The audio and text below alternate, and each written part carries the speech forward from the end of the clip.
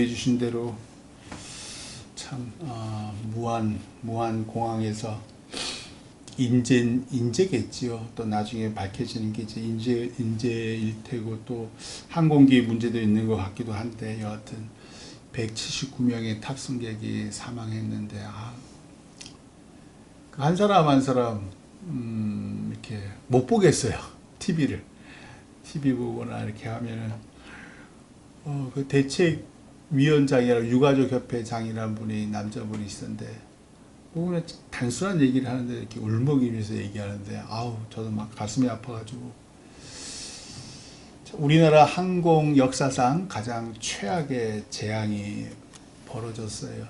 지난번에는 이태원 참사가 참 컸는데 그보다 더 많은 사람이 한꺼번에 죽어가지고, 참 우리나라가 경제와 문화 쪽은 참 선진국인데, 여전히 그 안전 분야, 또 노동 분야, 노동의 안전도 마찬가지. 그런 국가의 시스템은 여전히 개발도상국이어서 좀 이게 법도 정비가 돼야 되겠지만, 뭐 행정안전부, 국토개발부, 또 그런 거 감시하는 그 감사원 같은 사람들이 좀 미리미리, 꼭 뭐 터지고 났다 하는 게 아니라 좀 미리미리 위험한 거, 지금 무안 말고도 뭐 청준이 어디니 또 다 지금 이렇게 좀 위험하다 그러네요.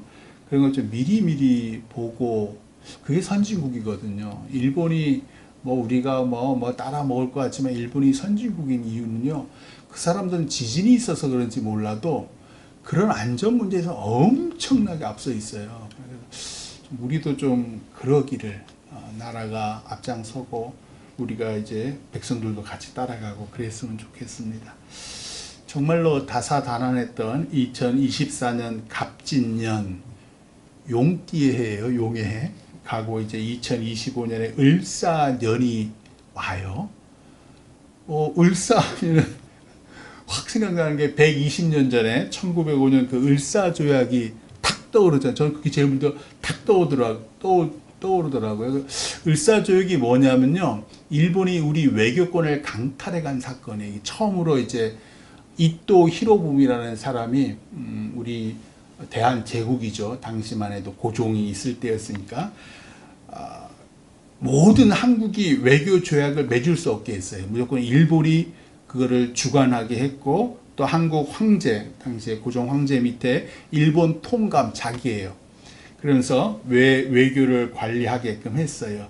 그러면서 이 이토 히로부미가 그 조그만 메모 용지를 들고 다니면서, 왜냐면 왕도 반대, 고종도 반대하고, 당연히 이걸 누가 찬성하겠어요. 다 반대하니까 지가 직접 그 군인들, 일본 군인들 호위 딱 해서 무시무시한 분위기 만들어가지고서는 직접 메모용지에 연필을 들고 8명의 대신들에게 하나하나 물어요.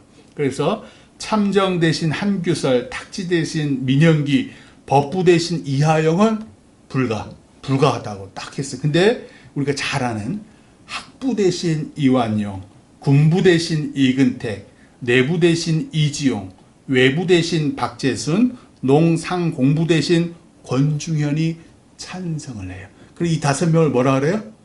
을사오적. 우리의 외교권을 일본한테 다 넘겨주는데 찬성한 사람. 그래서 이 사람들을 을사오적이에요. 그리고 5년 후에 한일 합방이 됐잖아요. 나라가 사라졌어요. 패망했어요. 그러면 이제 끝나야 되는 거잖아요. 그런데 안 끝났죠. 잘 아시다시피 지난 성탄절날 제가 저녁에 용인에 메밀 잘하는 집에 갔다고 주일날 설교 때 말씀드렸잖아요. 그거 전에 죽전역에 있는 영화관에 가서 하얼빈이라는 영화를 봤어요. 요즘에 핫한 영화예요. 하얼빈이라는 영화를 봤는데, 1909년 10월 26일 날 안중근 의사가 권총으로 일본의 초대 한국 통감, 아까 그 말씀드렸던 이토 히로부미를 권총으로 사살한 그 이야기가 이제 쭉 어떻게 그 이야기가 됐는지를 쭉 영화로 풀어낸 건데, 제가 감동한 장면이요, 이토 히로부미가 이제 하얼빈으로 가는 기차역 안에서 부하에게 이렇게 말을 해요. 들어보세요. 내가 왜 조선 합병을 계속 미뤘는지 아나? 이게 일본말 한 거죠. 조선이란 나라는 수백 년간 어리석은 왕과 부패한 유생들이 지배해 왔지만 백성들이 제일 골칫거리야. 받은 것도 없으면서 국난이 있을 때마다 이상한 힘을 발휘하거든. 그랬죠. 우리나라 역사가 어느 시대 때나 참 권세 있고 배운 것들은 다 나라 헤쳐먹고 부정부패하는데 백성들이 다 들고 일어나요. 왜 그런지 모르겠어요. 또 안중근이 이제 이토 히로부미를 사살한 후에 잘 아는 여순 감옥에서 사형당하기 전에 이분이 참 배운 사람이라 또 자기의 생각 카톨릭 신자였죠. 하나님 믿으시는 분이에요. 근데 그 영화에는 그 장면이 없더라고요. 그분이 실제로 쓴 글이에요. 그 형무소 안에 쓴 글을 현빈이 이제 안중근으로 역할을 하거든요. 그 현빈의 목소리로 이렇게 이제 마지막 장면에서 읽어요. 우리 앞에 어떠한 역경이 닥치더라도 절대 멈춰서는 아니 된다. 금년에 못 이루면 다시 내년에 도모하고 내년, 내후년, 10년, 100년까지 가서라도 반드시 대한국의 독립권을 회복한 다음에야 그만둘 것이다. 1910년 한일 합방돼서 나라가 망했잖아요. 근데 1919년 3.1운동이 일어나요. 그리고 난 다음에 뭐가 생기냐면 상해에 임시정부가 생겨요. 대한민국 임시정부가 생겨요. 그리고 난 다음에 뭐 만주라든지 미국에서도 마찬가지고 막 항일 투쟁이 막 일어나고 그랬잖아요. 그리고 마침내 1945년에 해방이 돼요. 누구에 의해서? 물론 미국이기도 하겠지만 미국이 괜히 해방시켜 주나요? 이 백성들이 다 일본에 동화되면 해방 안 시켜줘요. 이 백성들이 대단한 백성들이거든요. 결국은 대한민국이 새로 세워졌습니다. 2025년 을사년, 그로부터 120년 뒤죠. 더 이상 수치스러운 기억이 아니라 좋은 기억, 영광스러운 기억으로 남는 해가 되기를 소망해요. 우리 교회는 아시다시피 이번 을사년 8월에 새 성전을 향한 첫 삽을 뜰 예정이에요. 과거에 금토교회는 한적한 농촌교회였죠. 농촌교회였는데 새로 건축될 금토교회는 아시다시피 뭐 판교 테크노밸리, 그래서 신도시로 재탄생을 해요. 그래서 금토동에 새로 입주할 사람들을 위한 구원의 방주 역할을 해야 할 뿐만 아니라 아직 이거는 뭐 장로님이나 우리 성도들한테 얘기 안 해. 저 혼자 개인적으로는 동남아시아권에 우리 선교를 하는 교회가 되었으면, 물론 장차 우리의 믿음의 후손들이 해야 할 일이에요. 왜 동남아시아냐면 거기는 여전히 그 사회주의 이념을 숭상하거나 불교를 믿거나 유교를 믿거나 또는 심지어 무슬림, 이슬람교를 믿는 나라들이 그렇게 많아요.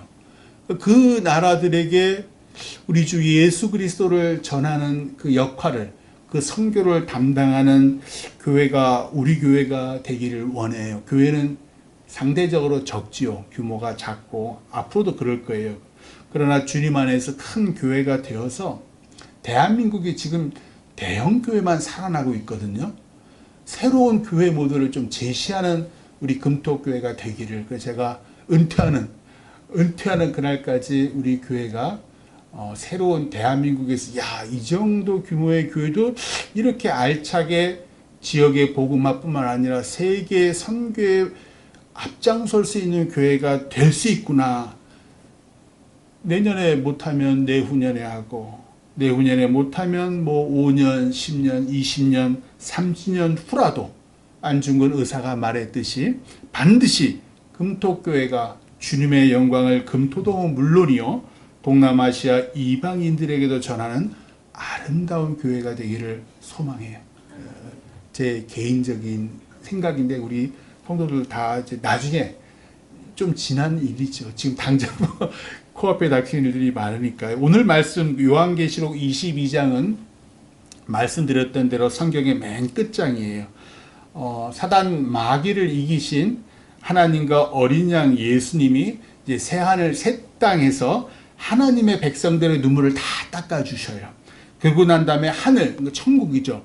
천국에서 새 예루살렘이 이렇게 임해요. 새하늘 새 땅에 이렇게 위에서 내려오는데 그 안에는 하나님의 보호자에서 나온 생명수의 강이 그 새 예루살렘 성 중간의 그 도로, 길로 쫙 흘러요. 그리고 그 강, 생명수가 흐르는 그 강의 우편과 좌편에 생명나무가 있어요. 생명나무 들었잖아요. 창세기. 그죠? 창세기 때 아담과 하와가 에덴 동산 중앙에 무슨 나무가 있었어요? 선악을 알게 하는 나무와 생명나무가 있었잖아요. 기억나시죠? 그런데 아담과 하와가 뭐 먹었죠? 선악을 알게 하는 나무의 열매를 먹었잖아요. 그 사단 마귀가 유혹을 해서. 그러고 난 다음에 왜 죄악에 걸려서 하나님께서 그 뭐라고 걱정하시냐면, 저놈들이 아담과 하와가 저놈들이 동산 중앙에 있는 생명나무도 먹어서 영생할까봐 쫓아내셔요. 에덴 동산에 쫓아내신 건요, 선악과를 먹어서 쫓아내셨다기보다는 그 후에 생명나무의 열매도 먹어서 이것들이 교만한 상태에서, 죄악 가득한 상태에서 영생할까봐, 에덴 동산이 완전 죄악 덩어리로 영원히 존재할까봐 쫓아내셔요. 그리고 그룹들, 이 천사죠. 무시무시한 천사들과 불칼로 에덴 동산을 지키셔요. 왜? 아담과 하와가 들어오지 못하도록. 그게 이제 생명나무, 창세기에 등장하는 생명나무예요. 근데 이 생명나무가 새 예루살렘, 천국, 하늘에서 내려오는 새 예루살렘 성 길 중앙으로 흐르는 생명의 강 좌우에 하나씩 있어서 매달 생명 열매를 맺는데, 그러니까 1년에 총 12가지 열매를 맺어요. 하나님의 백성들이, 이제 우리 그리스도인들이죠. 그 생명나무 열매를 먹고서는 영생하는 거예요. 그리고 그 잎사귀도 얼마나 소중한지, 그 잎사귀로 사단 마귀에게 핥힌 수많은 백성들의 그 마음을 치유한다. 만국을 치유할 때 그 잎사귀가 쓰인다라고 했어요. 그리고 오늘 말씀 3절에 한번 보시면 다시 저주가 없으며. 저주? 창세기 때 아담과 하와가 선악과를 먹어서 하나님께 저주를 받아요. 무슨 저주죠? 남자는 노동을 해야 되고 여자는 해산의 고통을 안고 마지막 뭐예요? 사망. 죽음의 저주를 받아요. 기억나시죠? 그 저주가 없대요. 새 예루살렘, 새 에덴에서는 왜? 사단 마귀가 이미 패했어요. 이미 패해서 불과 유황 못, 지옥이겠죠? 거기에 던져져 버려요. 그리고 생명책에 기록된 하나님의 백성만 살기에 다시는 그곳에 저주가 없어요. 그리고 4절에 뭐냐 그러냐면 그의 얼굴을 볼 터이요. 한번 보세요. 4절에 그의 얼굴을 볼 터이요. 그가 누굴까요? 하나님. 우리 그리스도인들이, 하나님의 백성들이 하나님의 얼굴을 본대요. 성경에 하나님의 얼굴 본 사람 없어요. 물론 모세, 또 야곱, 그쵸? 야곱도, 근데 그게 하나님 아니에요. 하나님은 천사와 씨름했다는 거예요. 그래서 야곱의 이름이 이스라엘이잖아요. 모세도 하나님과 대면했다고 나오는데 사실은 등을 봤다 그래요. 등을 봤다 그렇게 나오고, 이사야도 영이 임했다. 근데 이제 대면했다라는 말을 쓰는데, 하나님의 얼굴을 보면 다 죽어요. 대신 우리가 인간으로 이 땅에 오신 하나님의 아들 예수 그리스도를 본 사람은 되게 많죠. 저도 봤어요. 저도 영으로 이렇게 봤어요. 직접 얼굴을 본 건 아니지만, 아버지 하나님은 영이시기에 하나님의 얼굴을 본 사람이 없어요. 그런데 새 예루살렘, 새 에덴에서는 우리가 하나님을 본대요. 하나님의 얼굴을 본다고 했어요. 즉, 제가 예전에 많이 말씀해요. 하나님의 모습은 만 가지, 억 가지인데 우리는 평생 한 개, 두 개, 세 개, 네 개 정도 보는 걸로 끝이에요. 하나님이 그 무궁무진하심을. 그러니까 우리는 하나님을 어떻게 알아요? 부분적으로 알아요. 지금 교회들도 보세요. 지금 정치 상황에 따라 이쪽 편에 서 있는 사람, 저쪽 편에 서 있는 사람. 왜 그래요? 하나님의 한 면만 보기 때문에 그래요. 사실은 하나님이 엄청나게 많은 면, 그러니까 우리는 새 예루살렘, 새 에덴에서 완전하게 하나님을 알게 되는 거예요. 그 전까지는 부분적으로 알아요. 근데 자기가 본 하나님이 단조하는 거예요. 저도 마찬가지예요. 이게 인간의 유한함이에요. 그런데 이 새 예루살렘에서 우리는 누가 하나님의 온전히 아는 거예요. 이 엄청나게 큰 영광이지요. 따라서 하나님을 보지 못했기 때문에 우리가 뭘 강조해요? 믿음을 강조해요. 믿음은 뭐예요? 안 보이잖아요, 하나님을. 그러니까 우리가 보지 못하고 믿음을 얘기하는데 우리는 그날 새 예루살렘에서 하나님을 얼굴로 봐요. 그 어떻게 돼요? 믿음이 필요 없어요. 그냥 눈으로 보고 귀로 듣고 만지고 직접 경험을 하는 거예요. 엄청난 복. 그리고 성경이 말한 모든 계시가 완성이 되는 거예요. 하나님의 얼굴을 보면서요. 그러면 4절 뒷부분에 뭐라 그래요? 그의 이름도 그들의 이마에 있으리라. 그의 이름은 하나님의 이름이 그들의 이마, 즉 우리 그리스도인들의 이마에 있으리라. 기억나시는지 모르겠는데 왜 14만 4천 그래가지고서 뭐 이마에 하나님의 인침을 받은 사람 기억나시죠? 666은 짐승의 표. 짐승의 표. 그것은 뭐 매매할 수 있지만 그것은 짐승을 숭배하는 사람들에게 먹고 살려면 어쩔 수 없으니까 66을 끝까지 거부한 사람들은 하나님의 인치심을 받는다 그래요. 그 하나님의 인치심이 뭘까라고 했는데 아이고 새 예루살렘 새 에덴이 이 땅에 임하면서 그들의 이마에 하나님의 이름이 드러납니다. 그 전까지는 그냥 인칭받았대요. 하나님의 인칭을 받았다라고 했는데 알고 봤더니 뭐예요? 이 이마에 하나님의 이름이 적혀 있다라는 거예요. 그게 본다라는 거예요. 대단한 거죠. 5절 한번 보세요. 그 새 예루살렘 새 에덴에서는 다시 밤이 없겠고 서로 잠깐 5절 하시기 전에 서로 인사하겠습니다. 새해 복 많이 받으십시오. 새해 복 많이 받으십시오. 새해 복 많이 받으십시오. 새해 복 많이 받으십시오. 시간이 되었습니다. 저희 집사람이 뭐 했습니까? 알려주지 않고. 새해 복 많이 받으시고 건강하세요. 좀 이따 우리 다시 한번 또 인사하고요. 5절 한번 말씀 보세요. 5절. 다시 밤이 없겠고 등불과 햇빛이 쓸데없으니 이는 주 하나님이 그들에게 비치심이라. 그들이 세세토록 왕노릇 하리로다. 새 예루살렘 새 에덴에서는 성전도 없어요.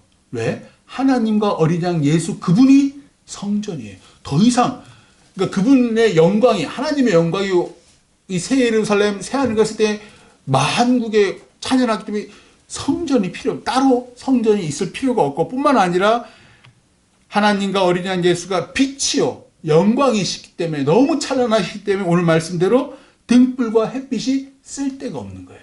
늘 찬양해. 밤이 없어요. 이 새 예루살렘과 새 에덴에는 밤이 없어요. 그리고 제일 중요한 게 그 뒤에요. 그들이 우리들이 하나님의 백성 우리들이 하나님의 자녀 우리들이 세세토록 왕노릇 하리로다. 왕은 누구예요? 하나님과 어린 양이 왕이에요. 근데 그 왕의 권세를 우리에게 주신다는 거예요. 우리에게. 너희가 내 아들과 내 딸 입양했지만 너희가 믿음으로 보지도 않고 나를 믿은 그 복으로 인해서 하나님께서 우리에게 당신의 권세를 주셔서 우리가 영원히 세세토록 왕노릇 하리라.